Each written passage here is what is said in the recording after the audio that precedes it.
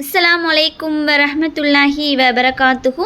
ஆக்கிஃபா daily தின் இன்றைய நினைவூட்டல் கேட்குறதுக்கு முன்னாடி ஒரு சின்ன அறிவிப்பு. என்ன அப்படின்னா, ரம்லான் நோன்பு வருது இல்லையா? ஒவ்வொரு சஹர்லேயும் இன்ஷா அல்லாஹ் குர்ஆனில் அல்லாஹ் நோன்பை பற்றின என்ன ஆயத்து சொல்லியிருக்கான், அதோடைய விளக்கம் என்ன, ஒவ்வொரு நபிமார்களுக்கும் தனியாக துவாக்கள் இருக்குது.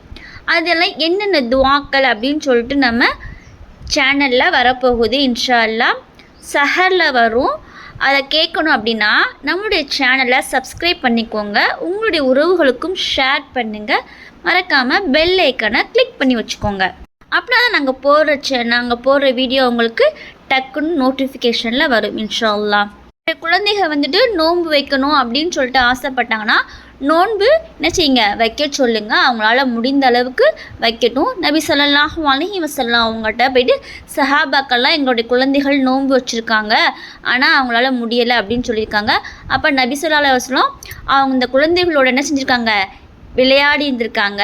அவங்களுக்கு பிடித்தமான உணவுகளை என்ன செய்யுங்க, தயார் பண்ணி நீங்கள் கொடுங்க. அவங்களுக்கு நோன்புடைய ஆர்வத்தை என்ன செய்யுங்க, ஊட்டுங்க அப்படின்னு சொல்லியிருக்காங்க. இன்ஷா அல்லாஹ் நம்முடைய குழந்தைகள் வைக்கணும்னு ஆசைப்பட்டால் அவங்களுக்கு அவங்க கூட சேர்ந்து விளையாடுங்க. அவங்களுக்கு பிடித்தமான உணவு, அவங்க என்ன கேட்குறாங்களோ அதை என்ன செய்யுங்க, நம்ம வாங்கி கொடுக்கலாம். அப்புறம் குர்ஆனில் பெரிய குழந்தைகளாக இருந்துச்சுன்னா குர்ஆனில் ஏதாவது ஒரு சூறாவை கொடுத்து ஒரு நாளைக்கு ஒரு ஆயத்தாவது மனப்பாடம் செய்ய சொன்னோம்னா 1 மடங்கு இல்லை 2 மடங்கு நன்மையை அல்லாஹ் தஆலா நமக்கு என்ன செய்வான், குழந்தைகளுக்கு வாழ்நாள் முழுதும் மறக்காமல் அந்த குழந்தைகளுக்கு அந்த மனனத்தை வச்சுருப்பான். சின்ன குழந்தைகளாக இருந்துச்சுன்னா சின்ன சின்ன துவாக்கள் சொல்லித்தாங்க, இல்லாட்டி களிமாக்கள் சொல்லி கொடுத்து அதனுடைய விளக்கங்களையும் என்ன செஞ்சுருங்க, மனப்பாடம் பண்ண வைங்க. இன்ஷா அல்லாஹ் செய்யலாமா? ஃபாத்திமா ரலியல்லாஹு அன்ஹு தன்னுடைய குழந்தைகளை எப்படி வளர்த்துருக்காங்கன்னு ஒரு சின்ன ஹதீஸ் கேட்கலாம். ஒன்றா 2 பேரும் ஹசன் ஹுசைன் ரலியல்லாஹு அன்ஹு சண்டை போட்டிருக்காங்க. அதை பார்த்த ஃபாத்திமா ரலியல்லாஹு என்ன செஞ்சுருக்காங்க, அவங்க அழுதுருக்காங்க. அப்போ அவங்க அழுகிறத பார்த்துட்டு, ஏன் தாயாரே 2 பேர் ஏதுக்கு அழுகிறீங்க அப்படின்னு 2 பேரும் போய் கேட்குறாங்க.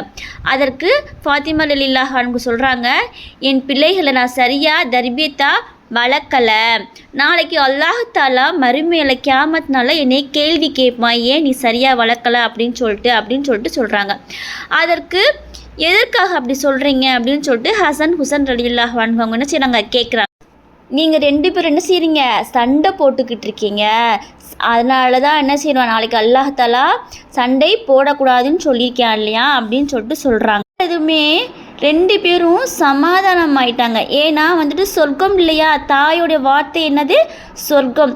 நம்மளுடைய சொர்க்கமே என்ன செஞ்சிருச்சு, நமக்கு சொல்லிருச்சுன்னு சொல்லிட்டு 2 பேருமே சண்டையை டக்குன்னு என்ன செஞ்சிட்டாங்க, நிப்பாட்டிட்டாங்க. உடனே தாயிட்ட நாங்கள் இனிமேல் எங்களுடைய வாழ்நாட்களை என்ன செய்ய மாட்டோம், சண்டையே போட மாட்டோம் அப்படின்னு சொல்லிட்டு சமாதானமாகி அவங்க தாயார்கிட்ட என்ன செய்கிறாங்க, மன்னிப்பு கேட்குறாங்க. இதிலிருந்து பெற்றோர்களாகிய நாம் என்ன கற்றுக்கணும் அப்படின்னா, பிள்ளைகள் சண்டை போட்டால் அவங்களோட சண்டை என்ன செய்யணும், அவங்க அடிக்கக்கூடாது, ஹார்ஷாக பேசாமல் என்ன செய்யணும், மெதுவாக பொறுமையாக சண்டை போடக்கூடாது அப்படின்னு சொல்லிட்டு பொறுமையாக சொல்லி தீனுடைய விஷயங்களை சொல்லி நபி என்ன சொல்லியிருக்காங்க, நபியுடைய வாரிசுகள் என்ன சொல்லியிருக்காங்க நம்ம எடுத்து சொன்னோம்னா என்ன செய்வாங்க, குழந்தைகள் புரிஞ்சுக்கிடுவாங்க. சரிங்களா? நம்ம தாயோடைய வார்த்தைகள் தான் என்னது இருக்குது, சொர்க்கம் இருக்குது அப்படின்னு சொல்லி என்ன செய்யணும், குழந்தைகளுக்கு சொல்லி தரணும். பெற்றோர்கள் தங்கள் பிள்ளைகளை தீனின் அடிப்படையில் தர்பியத்து செய்வதனால்தான் பிள்ளைகள் நாளை அதன்படி நடந்து ஸ்வர்க்கத்திற்கு செல்லக்கூடிய குழந்தைகளாகவும் தாய் தந்திற்காக துஆ செய்யக்கூடிய குழந்தைகளாகவும் என்ன செய்வாங்க, வளருவாங்க. இன்ஷா அல்லாஹ் கேட்டது இப்படி நடக்கக்கூடிய பாக்கியத்தை உங்களுக்கும் எனக்கும் தந்தல்வானாக. ஆமீன். அஸ்ஸலாமு அலைக்கும் வரஹ்மத்துல்லாஹி வபரகாத்துஹு.